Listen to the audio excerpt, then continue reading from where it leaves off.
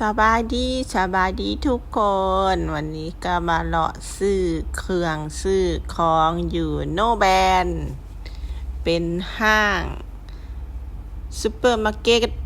น้อยๆเนาะกับบ่น้อยบ่ใดปานใดบ่ใหญ่ปานใดเนาะแต่ว่าเป็นทางเจ้าของจะเป็นคนเกาหลีเนาะแบรนด์ที่นำเข้ามาก็จะเป็นเครื่องมาจากประเทศเกาหลีเพราะว่าอยู่ที่นครหลวงเวียงจันทน์นี่มีคนเกาหลีนักธุรกิจเกาหลีเพิ่นมาเปิดบริษัทหลายบริษัทเนาะอะไรค่ะเขาก็นำคนบ้านเขาแน่มาเฮ็ดเวียกบางคนก็มาอยู่ลาวมันอยู่สบายเนาะมันอยู่สบายค่าครองชีพมันก็ถูกกว่าบ้านเขาบางคนก็จนบ่อยากกลับเมื่ออยู่เกาหลีพุ่นเนาะก็อยู่ลาวนี่แหละเนาะบางคนก็มาในนามทูตมาในนามพนักงานบริษัทนั่นนี่เขาก็เช่าเฮือนอยู่บางคนก็มาในนามรัฐบาลก็ให้รัฐบาลให้เนาะช่วยเหลือเรื่องที่พักที่อาศัยบางคนก็ซื้อเฮือนซื้อรถซื้อหยังก็อยู่ดนเนาะอยู่ดน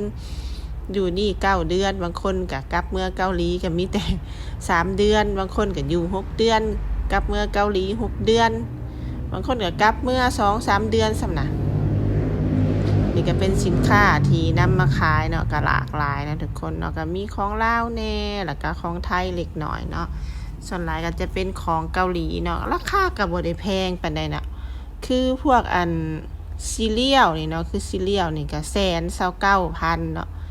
129,000มันก็ตกอยู่แต่200 บาทเนาะถุงบักใหญ่นะทุกคนถุงบักใหญ่นึงนะนี่นะถือว่าถูกอยู่ได้ข่อยแล้วว่าบ่แพงนี่เนี่ยเพราะว่าเคยซื้อถุงน้อยๆของต่างประเทศหรือของมาแต่ไทยเนี่ยมันก็150,000-200,000พุ่นเนาะบางเทื่อเนาะอันนี้ก็เป็นขนมเนาะขนมแล้วก็พวกเครื่องปรุงที่ว่าคนเกาหลีเขามาอยู่ลาวเขาก็จะเสาะหาเครื่องปรุงมีอันนี้ก็ซื้อไปมื้อวานนี่ก็มื้อนี้ก็ลองชิมเบิ่งแล้วเนาะก็โอเคอยู่ได้มันก็ออกหวานๆเนาะมันเขาเอิ้นบะหมี่หยังเนาะอันที่ว่ามันน้ำมันจะดำๆหั่นน่ะก็ลืมซื้อแล้วเนาะทุกคนเนาะคือพอดีว่าครอบครัวเฮือนของเกดน่ะก็มักกินอาหารต่างประเทศนะทุกคนก็เลยถือว่าสำหรับข่อยเนาะถือว่าอาหารเกาหลีญี่ปุ่นนี่กินได้นะกินได้เบิดทุกแบบนะบ่ได้ติว่าบ่แซ่บเนาะแต่บางคนที่ว่าบ่ค่อยมากินเนี่ยก็จะว่าบ่แซ่บ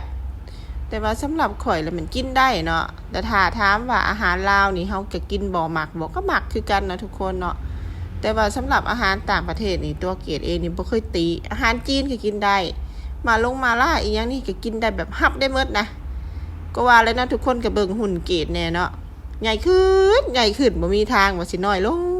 ง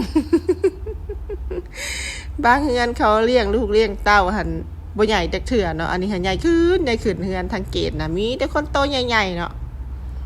เมื่อกี้นี่ก็เป็นขนมมันม่วงนะทุกคนเนาะก็ยังบ่ได้ลองซื้อกินจักเทื่อเนาะขนมมันม่วงนี่ก็เป็นแบรนด์เกาหลีหมดนะทุกคนนี่เกาหลีหมดนี่ก็เกาหลีเบิดนี่ก็แบบเขามาอยู่ลาวแล้วเขาหาซื้อหาหยังยากแล้วเขาก็เอามาขายเองซะแบบนี้นะโดบนี่น่าลองใส่นะความจริงเนี่ยข่อยมักเลยโดบนี่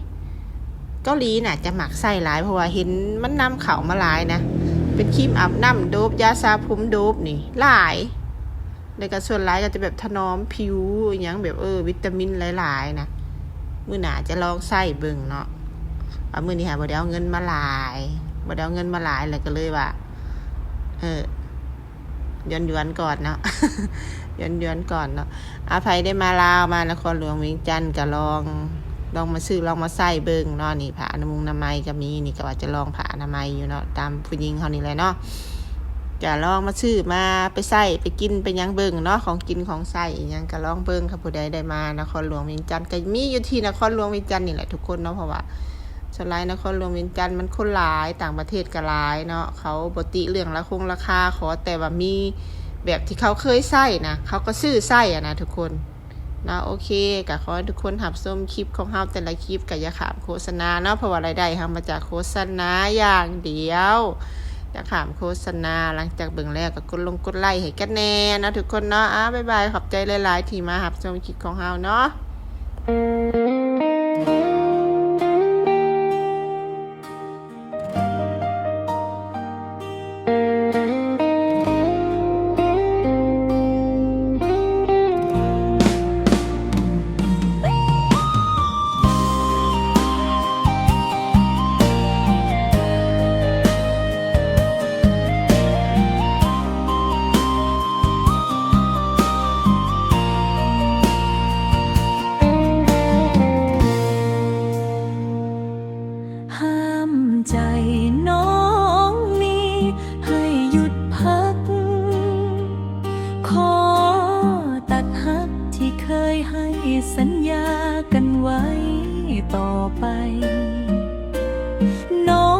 อติดต่อหา จะขอเดินออกไปจากชีวิตอ้ายไป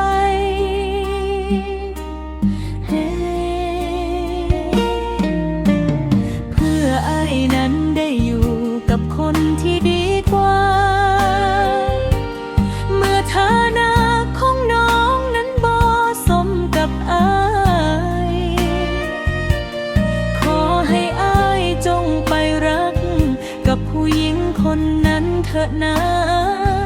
คนที่มีการศึกษาร่ำรวยเงินตรา